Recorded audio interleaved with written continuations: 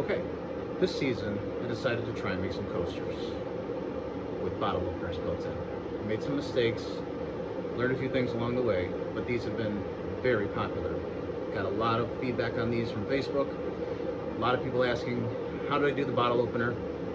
How did I make the stand? So I thought I'd do a quick video and show how I came up with my process for these great gifts. We're going to skip laminating the boards, figuring most people can figure that out. You can make this out of any kind of stock. You don't even need to use different types of wood. You can just cut squares. It'll work. I went with 3/8 inch thickness. That's what I found to be about the minimum that you want to use in order to actually have a bottle opener that's going to work.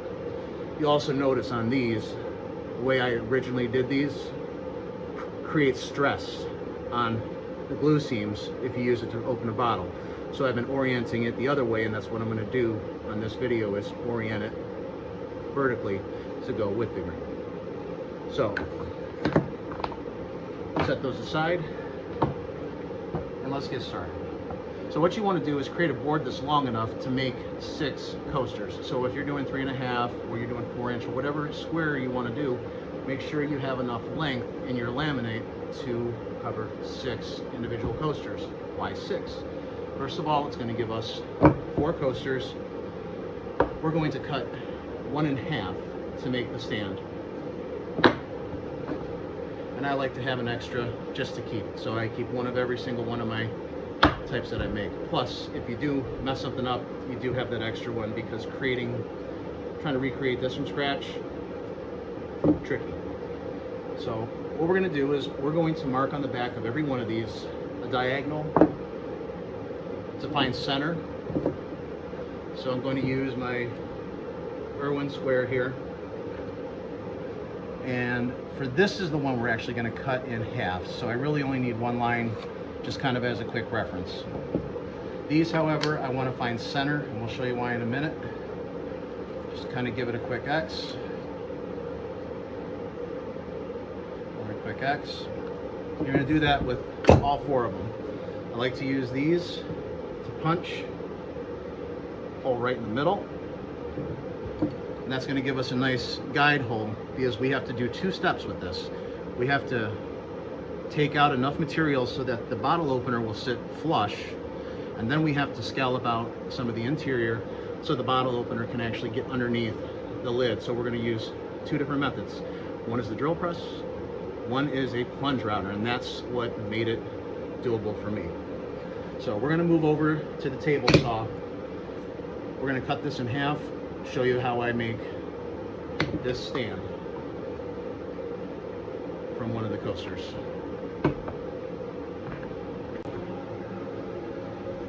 Okay, to make the stand, kind of eyeball it. I drew a line to give me an idea, but ultimately, my new crosscut sled, I made this. Shout out to Tamar at 3x3 Customs. A lot of this came from the sled that she made. I'm very inspired by it. This thing has been a dream. It's everything that my last 2 crosscut sleds were. So what I'm going to do is go down this line here. Just going to take this and bury the point right into my curve opening right there. And then it's just kind of an eyeball thing. Line it up, and I'm going to use these clamp downs so that we don't have to have our fingers close to that blade. I need eye protection.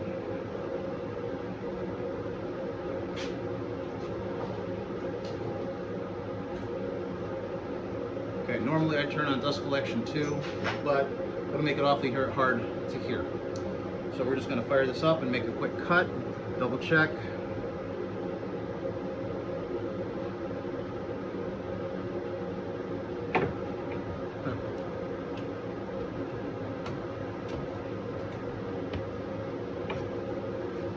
Okay, so normally I would turn on dust collection, but then you won't be able to hear. So I'm just going to go ahead and make one quick cut here, show you how it's done.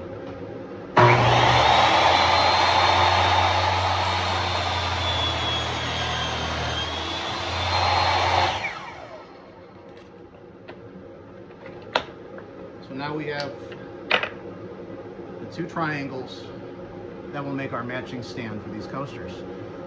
We're we're going to carve out the inside. And the best way I found to do that is using a flush trim bit on the router, and I'll sometimes kind of carve out the line on the bandsaw first. So coming back to that in just a second.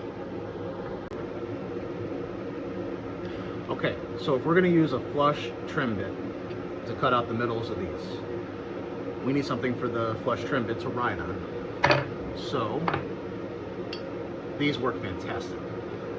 They're available on Amazon. I think I got these from Temu. I didn't like the clamping mechanisms that came with these, but I kept them because they work for situations like this.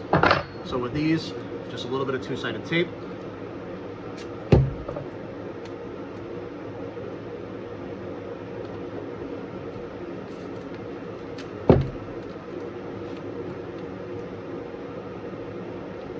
Just get it right up to the inside edge.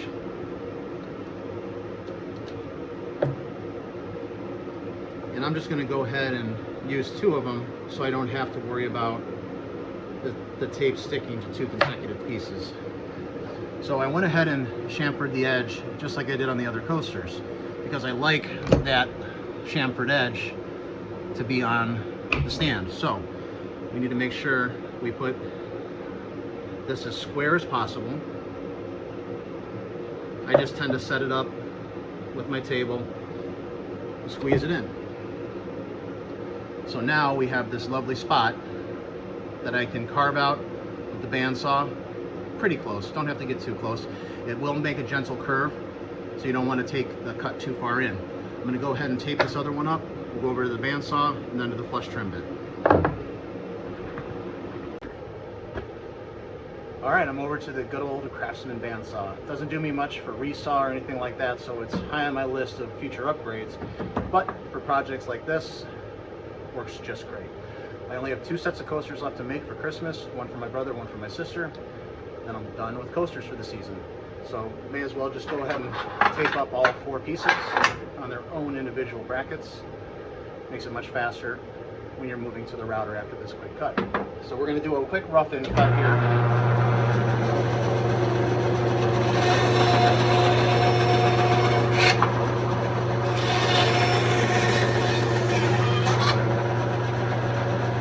Find something like that, good enough.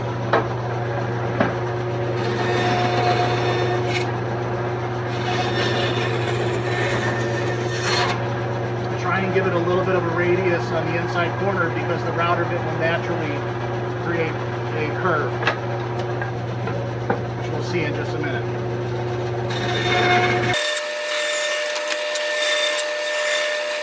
All right, let's head over to the router. By far, the best deal I ever found while out thrifting was finding this PRL V2 from Woodpeckers at a restore for $29. I'd never even heard of Woodpeckers at this point, but it looked substantial for 29 bucks. Couldn't pass. Had to go to Woodpeckers, which actually is pretty close to me. It's only about a 20-minute drive to their main factory, so I was able to get the spring handle to raise and lower the bit and the other missing pieces. So we're gonna move towards this flush trim. If you've never used a flush trim bit, basically all they do is they're going to copy whatever surface you're going to let this wheel roll against. Let me see if I can get some more light down here too. So I need to bring this up just a bit. So let me get this out of the way for a second.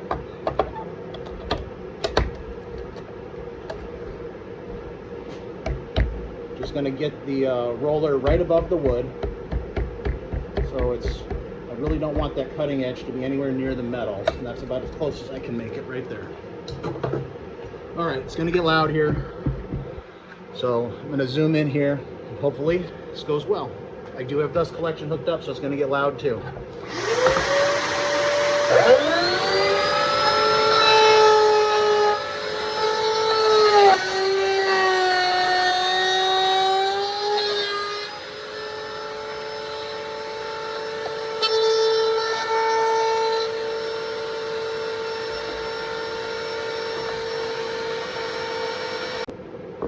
Okay, now I'm going to go ahead and knock out the other 4 real quick here.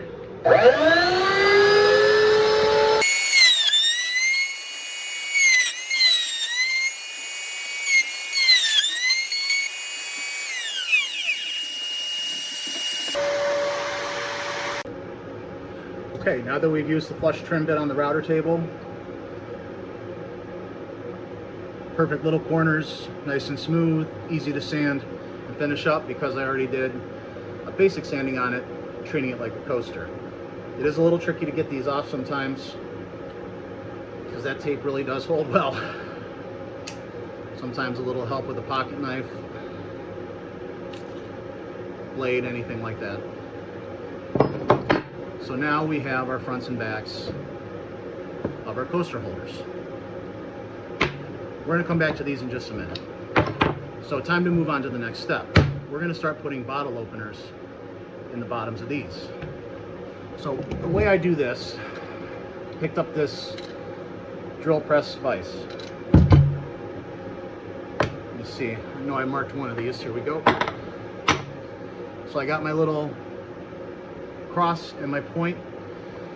I taped with two-sided tape a couple little pieces of cedar because it's soft, it's not going to mar the coasters with the vise clamps. What I'm going to do is I'm going to slide this in here, and we're going to head over to the drill press. This coaster is going to stay in this vise through the drill press and then onto a plunge router. We're going to go over all that in just a sec.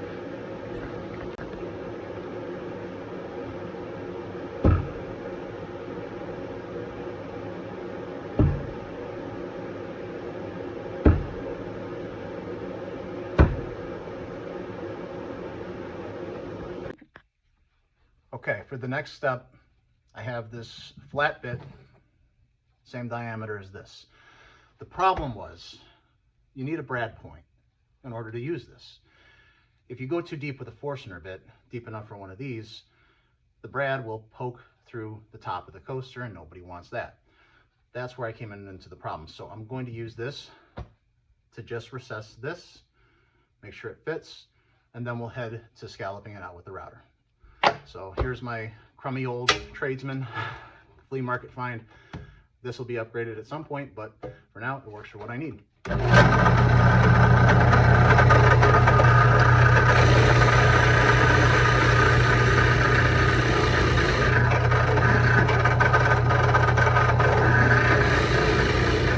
take it a little bit at a time. I adjust my deck stop.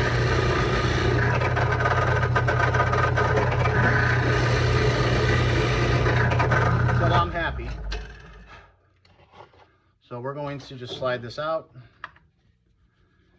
and it's almost perfectly flush. It could probably use just a tiny bit more, because if it sticks out even a little bit, your coaster will rock, and nobody wants that. So I'm going to take the depth stop up just a touch.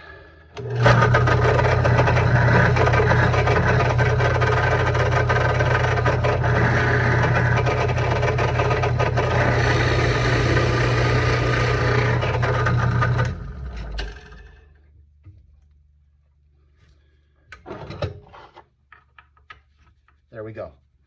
Good and recessed, won't cause the issue. Onto the router. This is the part that I found the trickiest. Like I said, you have to be able to carve out enough material in there without going through the front of it so that the bottle opener is actually useful. See how I have it oriented this time with the grain so that the clamping or the opening pressure doesn't put pressure on your wood glue joints.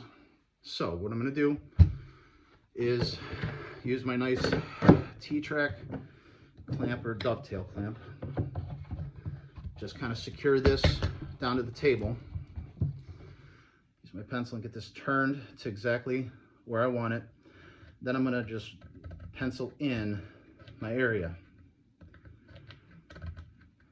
because you don't want to go too far up or down on this. If you do, you'll take away the wood that the screws need to bite into. This has to be in there secure, because the pressure to open up a bottle could rip one out if you don't have the screws in properly. So next, got my trim router here, the DeWalt with the bowl bit here. Okay, comes with the, I got the plunge base. Any router will do. You don't need a plunge, but in this situation, it really does help. So I'm going to drop it down to its lowest level. And let me see if I can show you here.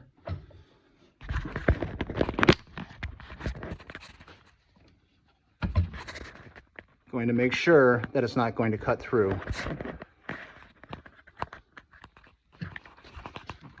Making sure it's not cutting through, giving myself enough room for the coaster to keep its integrity. All right, so I'm going to get this set back up, and then we're going to plunge. All right, doing my best to get in nice and close here. Got my line drawn out, got my plunge depth set, so I know I cannot cut through my coaster. I'm going to get it nice and close, and then I'm going to just move to the left and move to the right to kind of practice it, to make sure that I am not obstructed in any way. And we're going to fire it up. I'm going to plunge straight down, up into the left, back to the center, up into the right, and out.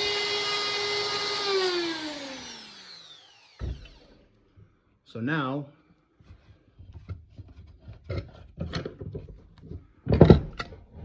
we have a hole that will work perfectly for the coaster. No CNC needed. Now, if you did have a CNC, you could make this even better. You'd lose some of the side, but bottom line, this makes it effective.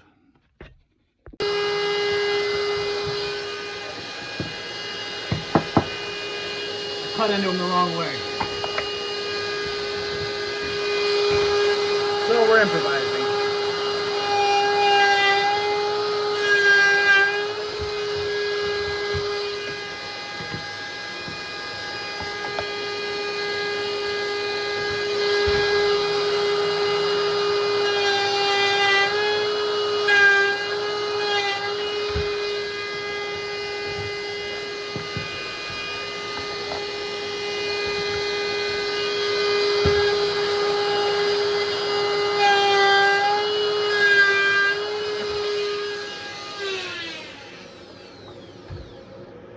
Okay, so, well, it's not the biggest deal. When I'm giving these as gifts, I want them to be right. When I put them in to drill the original hole for these, I wasn't paying attention. And I drilled it like this, exactly the way we don't want to do it, so we put pressure on those glue joints. So all I did was just go back over it, knock a little bit off the sides. Looks good enough. Still gives the wood something to bite into the wood. Should be good to go.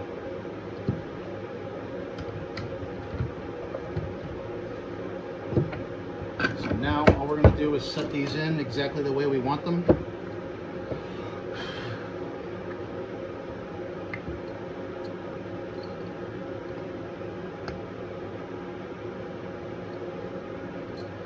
There is an upside to these.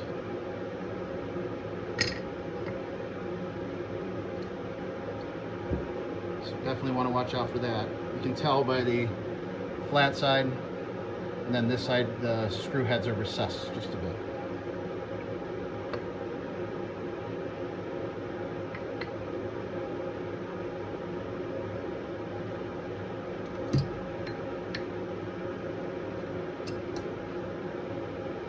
Okay, so all I'm going to do, these are some of the handiest little bits you can buy. It's a self-centering drill bit. Picked up a set of 3 or 4 real cheap online at some point, don't remember where, but you can just seat it into the hole, give yourself a little pre-drill,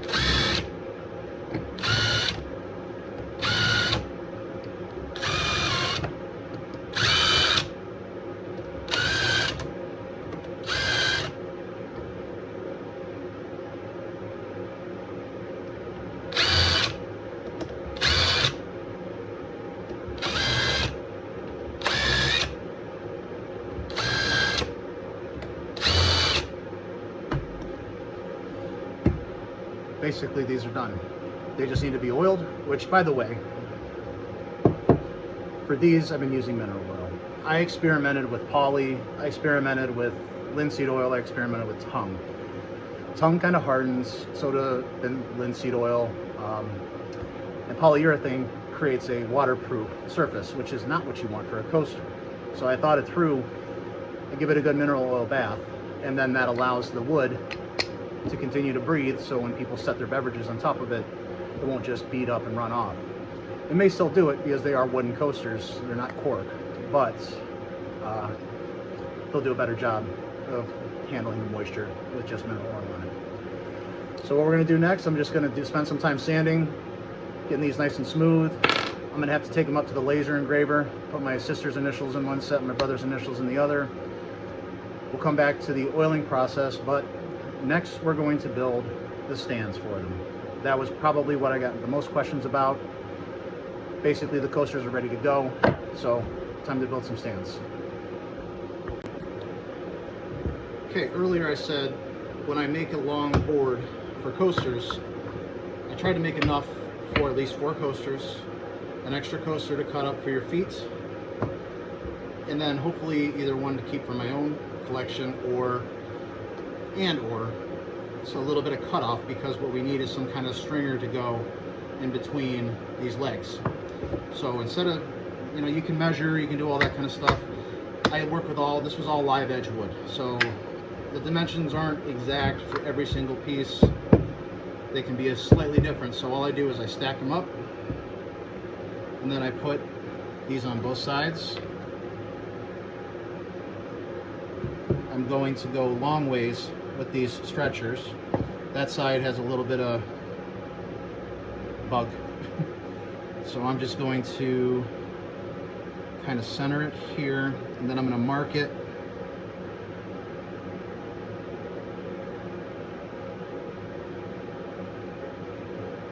With just a little bit of wiggle room.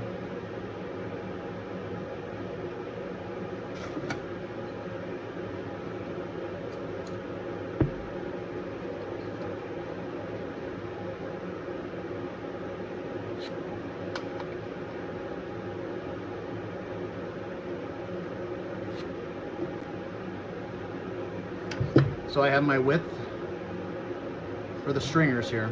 So I'm going to go back to my cross-cut sled. I'm going to knock off this, and I'm going to knock that off.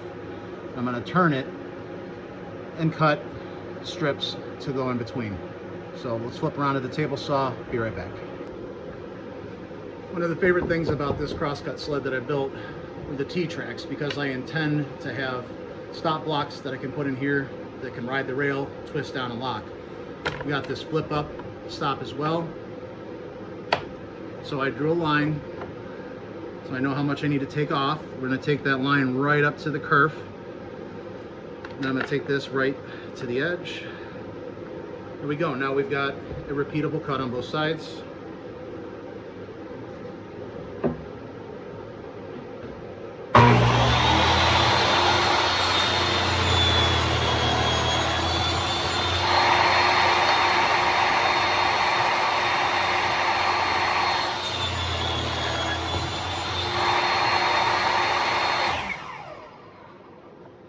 Now I'm just going to grab the 2 pieces here.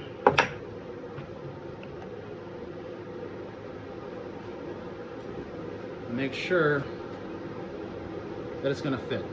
So preferably I would have made it a touch wider, but we do have just a little bit of wiggle room in there. So good enough. So now I can just kind of wing this, but we can make them repeatable. I'm going to go about that wide. Really don't have a measurement for it. It's just a feeling, because I've made quite a few sets of these.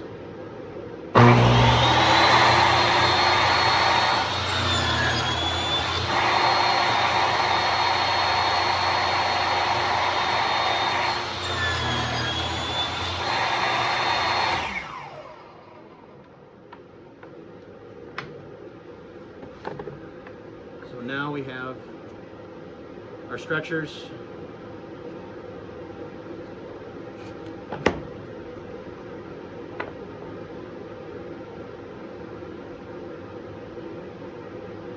So I'm going to sand this as much as I can, because once it's put together,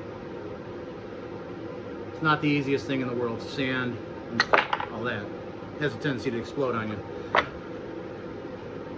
So I'm gonna go do some sanding, and then we'll come back when it's time to glue this up.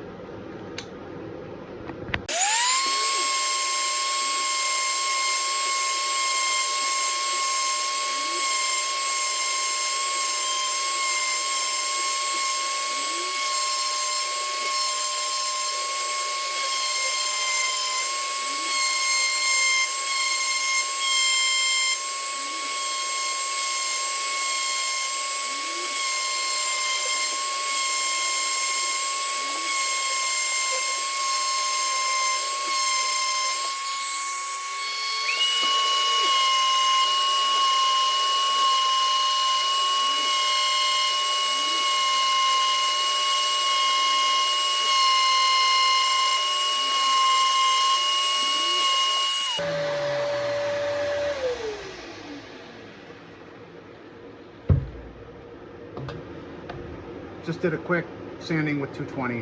While they were still in board form, I did a lot of rough sanding all the way down to probably 120. So now we have two halves of one coaster, nice and soft, ready to be glued up. Be right back.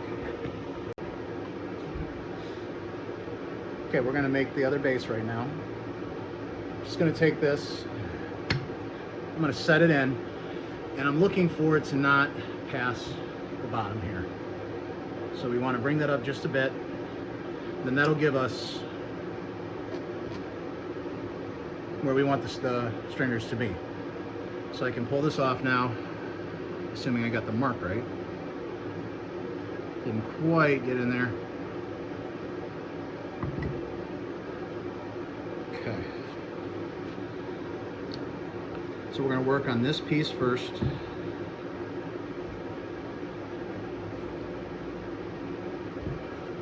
Put a little bit of Tight Bond 3. It's nice and even. The less squeeze out you have, the less sanding you have to do in the tough nooks and crannies. And then just a drip of CA glue, a little bit of activator. And then I'm just going to level it up with the outside edge here. Put some pressure on it for a few seconds until that CA glue does its thing.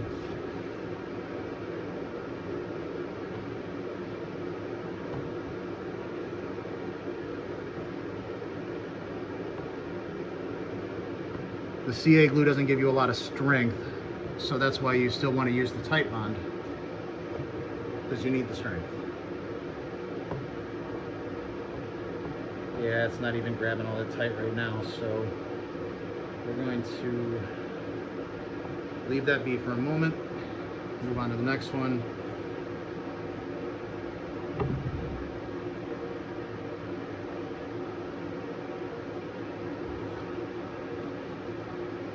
A dab of CA glue, maybe just a touch more,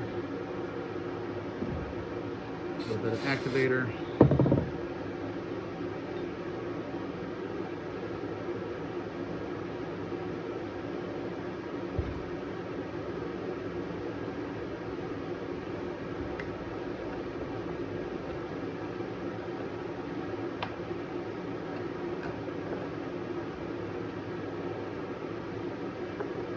Just using a scrap piece to push away some of the glue that was squeezing out.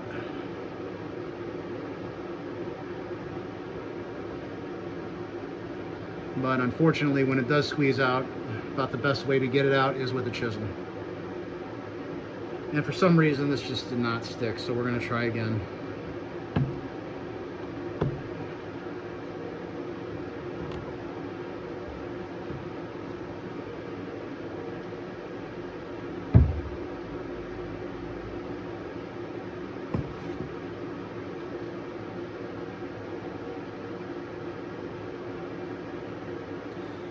Way too much.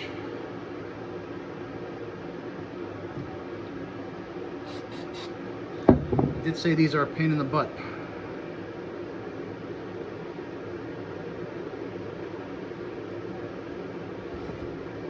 I think what happens sometimes is I squeeze out the CA glue thumbnail there. So we're gonna let that set for a minute. Put a little dab of Type Bond on the top.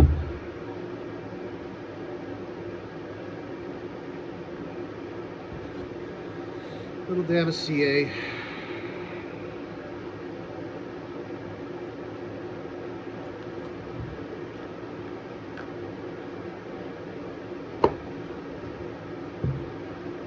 Beveled side out.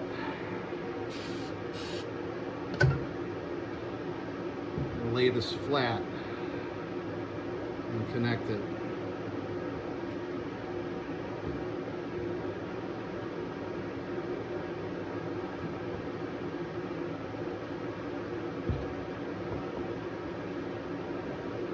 So this one's gonna need a little bit of cleanup, which is okay.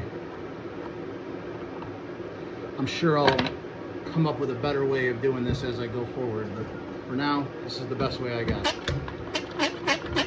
So a little bit of clamping pressure, not a ton. When I put too much clamping pressure on it, it just explodes. So don't need that. There we go. So now, the CA glue helps hold it in place while the Type Bond cures. Tomorrow, I'll unclamp it, maybe even tonight. I'll take a chisel and clean up those glue lines because they're already hardened up with the CA glue squeezing out. Give it a good sanding on the surface. That's gonna be good to go. And I'll oil it up at the same time I'll oil these up. So, like I said earlier, next step before I oil them and finish them up will be figuring out what I'm going to engrave with them. My wife got me a order laser. I've been having a lot of fun of it with this holiday season. It's a new toy, so. But I have to go up to my office to do that engraving, so we'll be back.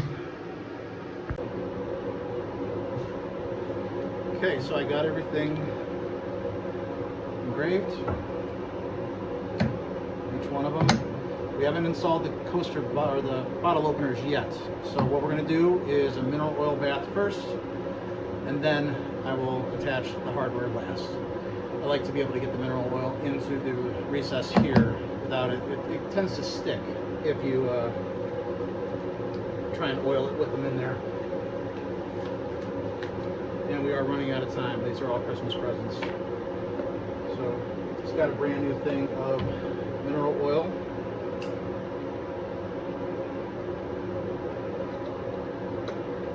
And what I like to use for these oil projects is this old dish rack.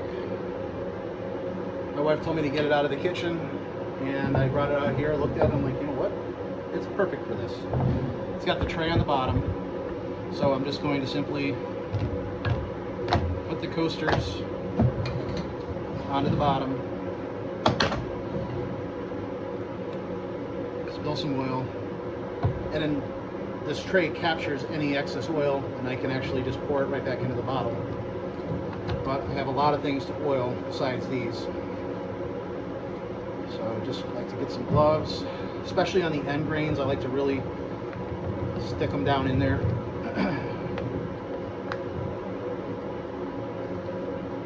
Favorite part, you get to see how the wood is actually going to look.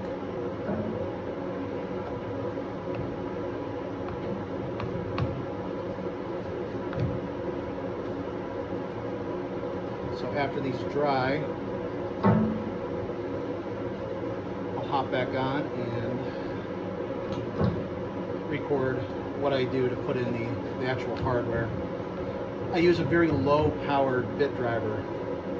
I think it's like a Works brand or something like that. It was a gift a couple years ago. I don't really use it for much of anything except this, where I don't want a lot of torque, because I found if you over torque these screws that come with the bottle openers, you'll pop the head right off of them.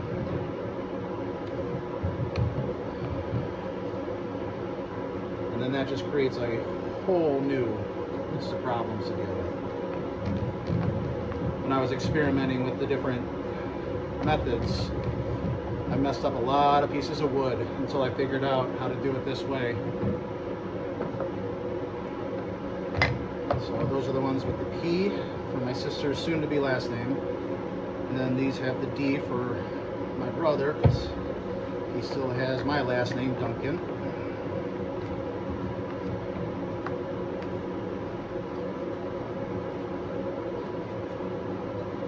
This ambrosia maple I found is just incredible. I've made so much with it this season.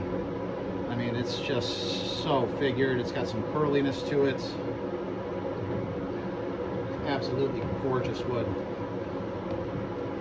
Only could get 3 slabs about 2 inches thick, about 28 inches long, about 20 inches wide, or 19, 18 inches wide.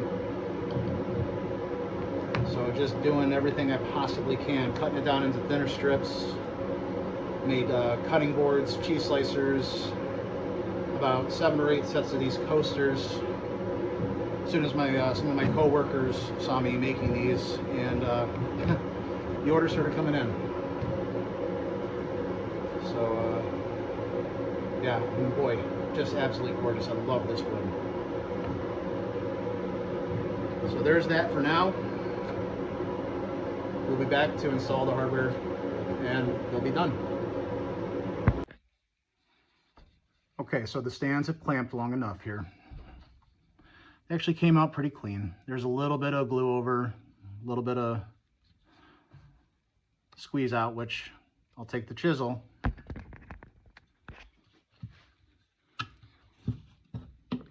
Then I'm just going to gently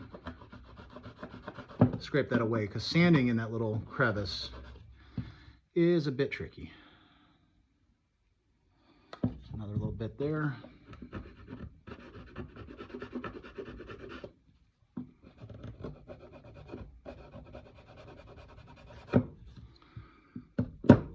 So then I'm just going to run my sander across this, oil it up, and then coasters go right on in there.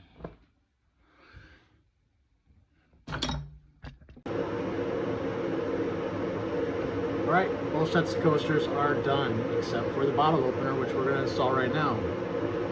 Came out great with the mineral oil.